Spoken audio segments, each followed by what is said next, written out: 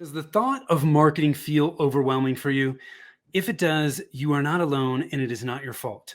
Our special guest today is going to share a simple yet effective marketing strategy that you do not want to miss.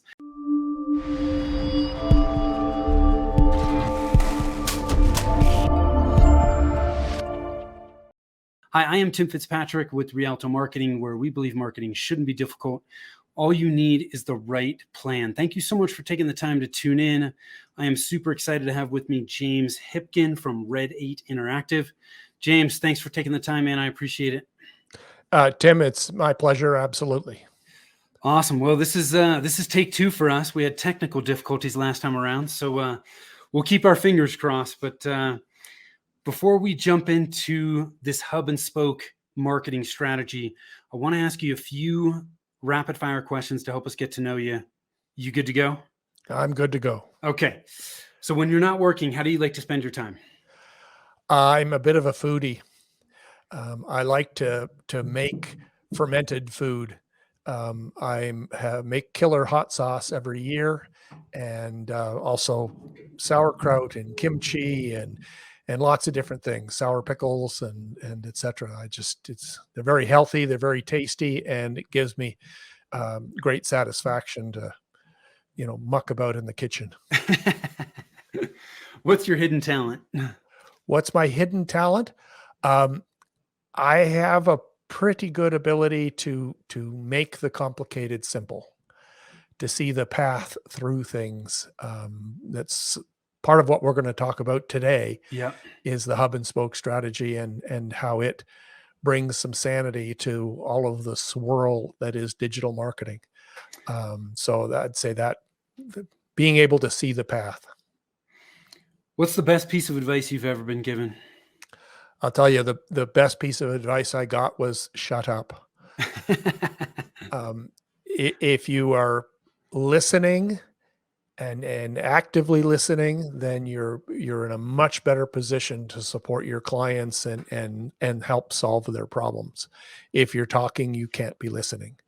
And I've learned and honed that skill over the years, to listen carefully and then ask probing questions. What's one thing about you that surprises people? I spent the first 6 years of my career after college working in the rock and roll industry on the production side with a whole bunch of bands that you would recognize.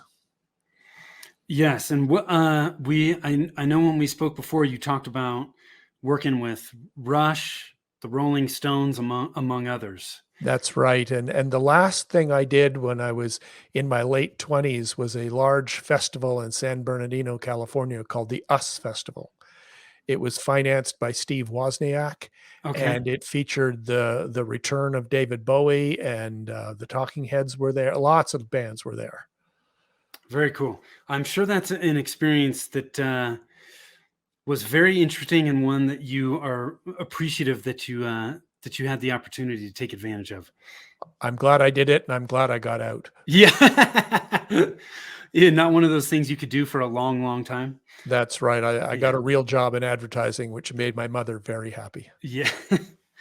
What does success mean to you? Success is having the respect of my peers. It is just all the rest of it is material and superficial. But if I can generate respect from folks, I figure I've had a successful life. Where's your happy place? As self-serving as this might sound, I really still to this day really enjoy helping my customers, helping people succeed, helping them understand marketing and take advantage of marketing. And that, it's the engine that drives a business, but it sometimes gets in the way. And so helping people work through that is very satisfying for me. What qualities do you value in the people you spend time with? Honesty and transparency. I would much rather hear the straight information, said sincerely, not said in a mean way. Yeah. Being kind. I mean, when we hire folks, I'm really truly interested in two things, or three things: responsibility, reliability, and are they nice? I have fired people who had great talent but couldn't get along. Um, there's no room for that. Yeah. Yeah. It makes things far more difficult than they need to be, right? Oh yeah, for everybody involved. Yeah. So tell us a little bit more about what you're doing at Red 8 Interactive and types of clients you're working with. Well, Red 8 Interactive is a production studio. We act as the construction general contractor for digital agencies that work with their clients to design websites. These are usually larger websites, um, pharmaceutical companies, manufacturers, that sort of thing, and often with budgets into six figures. We have a lot of skill in terms of manifesting high-end design into a website environment that actually works, and then all of the back end stuff around API integrations and pulling in third-party systems and services into the website, which is kind of a roundabout way of saying we actually know what we're doing. Um, our focus here and the conversation that would appeal to your audience is we have developed a product that allows smaller businesses who couldn't typically afford to work with us actually have the opportunity to work with us, and hopefully I'll talk a little bit more about that later. Awesome. Let's dig into it. We're going to talk about this hub and spoke strategy. Tell us a little bit. What is it? Why is it effective? What it is a way to think about online marketing. What often happens is business owners have all of these things and pressures and stuff that they're supposed to do, supposed to do. Um, and the reality is it gets overwhelming. So if they start thinking about digital marketing in a more holistic sense, where the website is the hub, the various digital marketing tactics and channels are the spokes, and then the rim is their content and messaging strategy, then that starts to bring things together into a cohesive whole. And truly the power comes from the connection, not the individual tactics that are involved. And by connecting the pieces together like that, you create value for your customers, and then you create value for your business, because everything supports each other. I often describe a well-designed website as a fulcrum.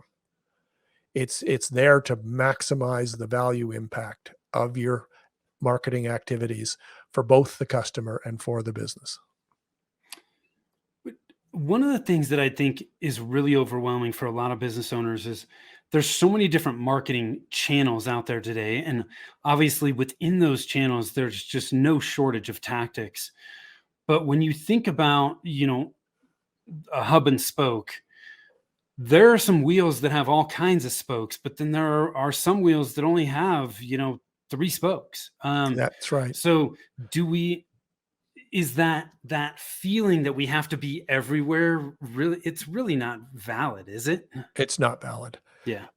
Two things to keep in mind: what's good for the customer, and then what's good for the business. Starting with the customer outside in, ask yourself, where are they?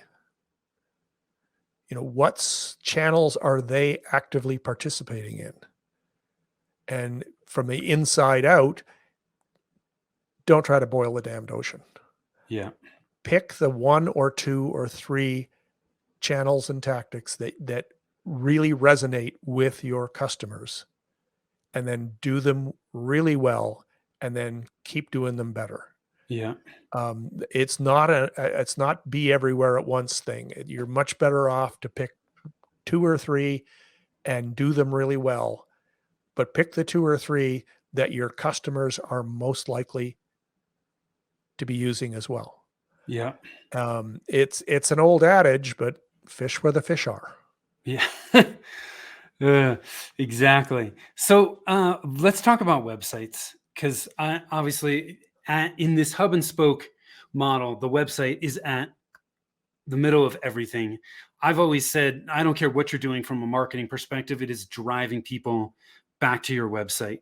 One of the common things I hear a lot of people talk about is, well, gosh, most of my business is referral, and so they feel like they don't need this web presence. And I think that is so short-sighted, because nobody's just immediately sending an email or picking up the phone and calling. They're checking you out online before they Right. even reach out. I hear So that often. And yeah, it's one of the questions we ask business owners is, what's your primary objective? What's the primary objective of the website? And then typically we'll get a litany of answers. And then I'll make reference to the old movie Highlander. And people of a certain age will recognize what I'm talking about there. There can only be one.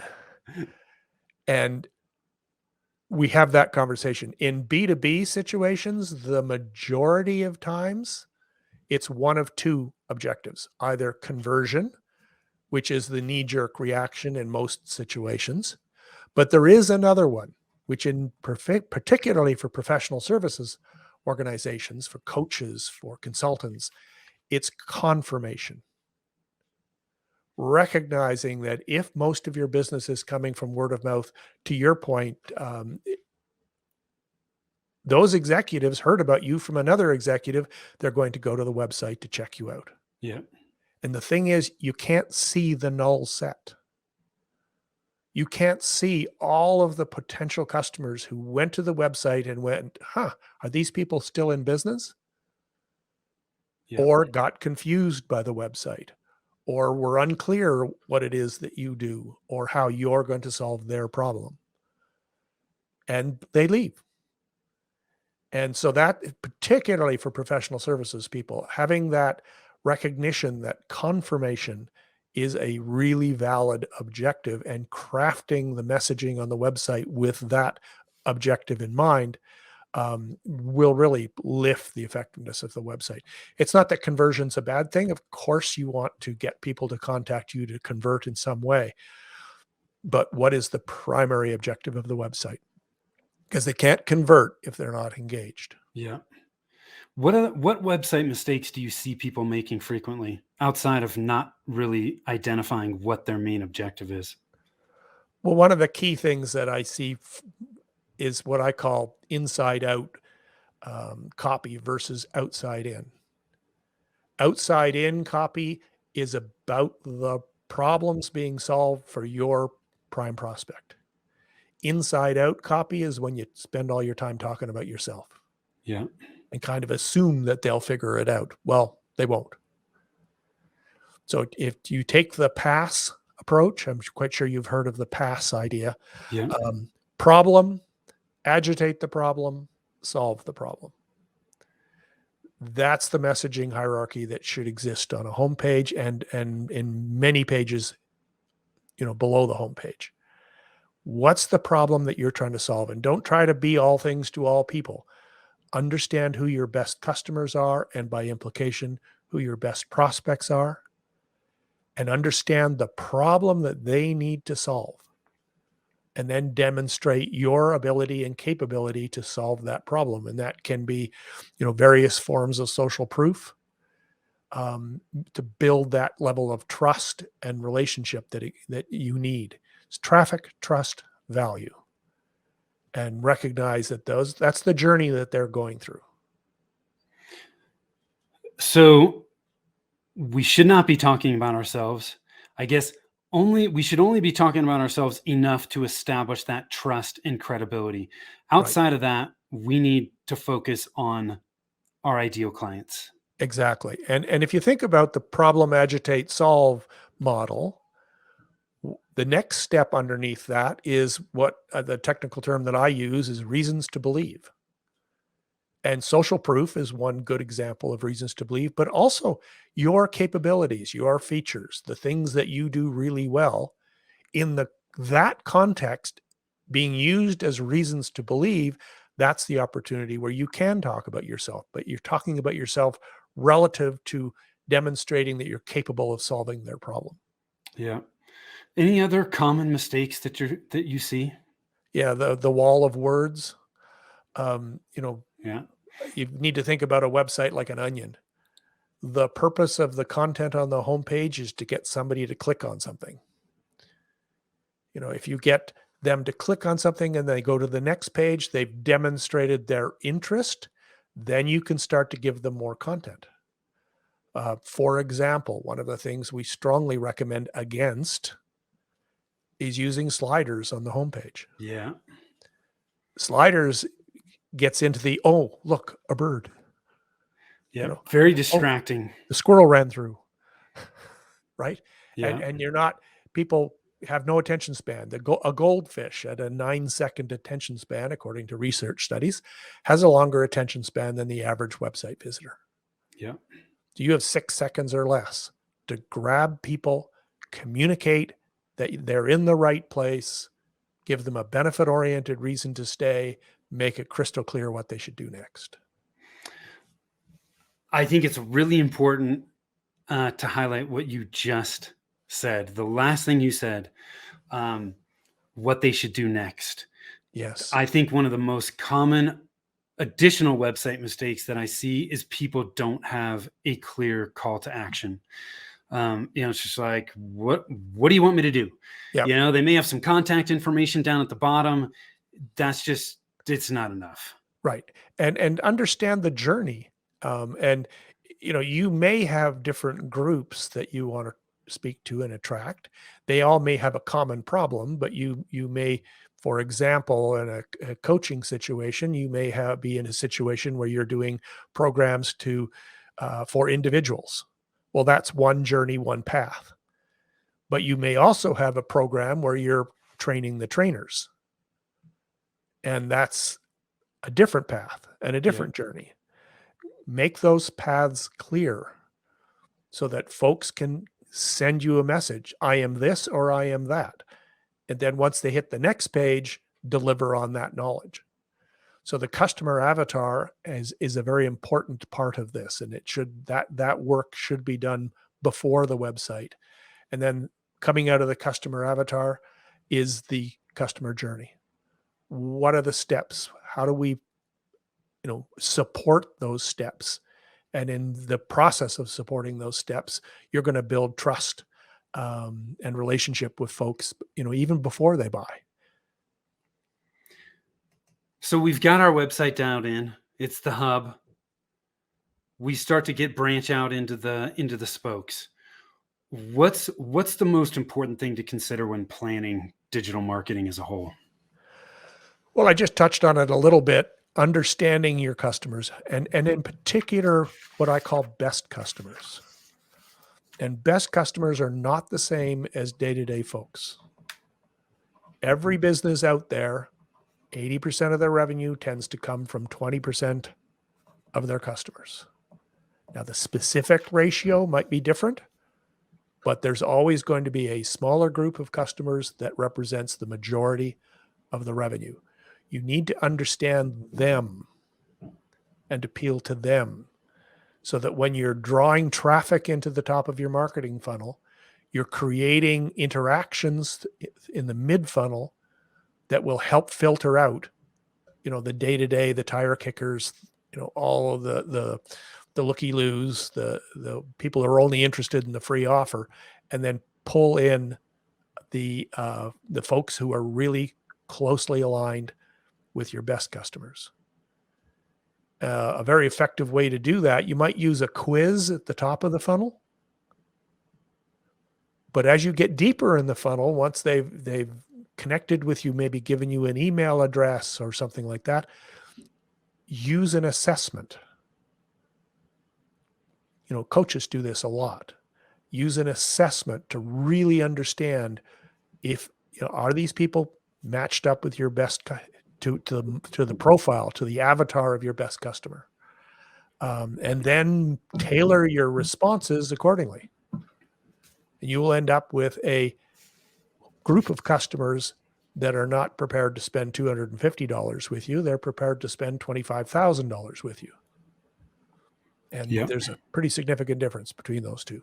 It's the same people, the same amount of work, oftentimes, very different in terms of the result of the work. One of the common problems I see with small businesses is they're just not sure what the next steps should be in their marketing based on where they are and where they want to go. Do you have any thoughts on how they can best determine what those next steps are, what the right spokes are to put on the wheel? Many years ago, there was it still exists today, but a guy named Peter Lynch was managing the Magellan Fund, which is a very successful investment fund done by Fidelity Investments. And a business reporter asked him one day, what was the key to his success? And the reporter was expecting a big and long and involved conversation around, financial things, et cetera, et cetera. And he looked at the reporter and he said a very simple thing: water the flowers, prune the weeds. And the same is true with marketing. Understand what's working. Do more of that. Understand what's most effectively drawing in your best customers. Do more of that. Understand that your customers, your current customers, are your number one chief source of future revenue. A customer contributes revenue 5 ways. I've had the opportunity to work with a lot of large brands with a lot of data.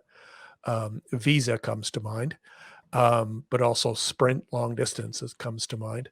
And we concentrated on understanding who the best customers are, and a very small increase in loyalty amongst best customers would have an order of magnitude impact on revenue because of the 5 ways that a customer contributes revenue. What are those 5 ways? I'm sure you're thinking to yourself. Well, the longer they're with you, the more of a return you have on the initial investment required to obtain them. Yeah. The longer they're with you, the more and better they understand how your product and service works, which means they're less expensive to support. The longer they're with you, the more likely they are to pay full price for your products and services. The longer they're with you, the more likely they are to buy more products and services from you. And finally, the longer they're with you, the more likely they are to recommend you to other folks just like themselves. So that's 5 ways that you can maximize revenue by focusing in on current customers. So to be 2 things: find the marketing tactics that are working best now, do more of that and do it better. Yeah. And focus on your current customers and how you can maximize their loyalty and maximize the value that's created by your business for them and thus from them to your business. Love it. So many people skip those 2 things. They're like, we're already doing these things. What else can we do? Right. And they start looking outside what they're already doing rather than maximizing and optimizing what they're already doing before they start to expand. So that is awesome, spot on advice, in my opinion. James, thank you so much for taking the time to run through this. You've dropped some serious value here. Do you have any last minute thoughts, words of wisdom that you want to share with us? Well, I think the key thing that I'd love to share with you is the importance of being online. Regardless of your business, the online space is vital to your future. And even more so as a result of the pandemic. That genie's not going back in the bottle. A whole generation of folks have discovered online and doubled down online. So I embrace the hub and spoke strategy. And if you're really interested in the hub and spoke strategy, I'd recommend you go to hubandspoke.marketing. That's hubandspoke.marketing. Tim is running it across the bottom of the screen right now. And if you go there, you'll be able to download an ebook that I wrote that talks about John's journey and his capturing exactly the question that Tim asked before about how he maximized his online presence and his online marketing to improve his business. And then if you're really interested in what I've had to say today, and you'd really love me to come in and maybe give you a 6 seconds or less website audit, then go to vipchatwithjames.com and use that link, and it will go to a Calendly, and you can book an appointment, and I'd love to chat with you. Cool. I love it, James. Thank you so much. Guys, if you love what James had to share, gosh, he shares a lot of the same philosophies I do from a marketing perspective, getting back to those fundamentals. This does not have to be difficult, but we got to get back and make things simple. Go to hubandspork.marketing or VIP Chat with James. That's right. VIPchatwithjames.com. Awesome. Guys, head on over there, please. James, thank you again so much. Really appreciate it. Those of you that are watching, listening, thank you for doing so. Again, I am Tim with Rialto Marketing. If you are struggling with your marketing, you are not sure what that next right step is, hop on over to our website, rialtomarketing.com. That's RIALTO marketing.com. Just click on the Get a Free Consult button. Happy to chat with you. Till next time, take care. Thanks so much. It's been great, Tim. Thank you. Bye.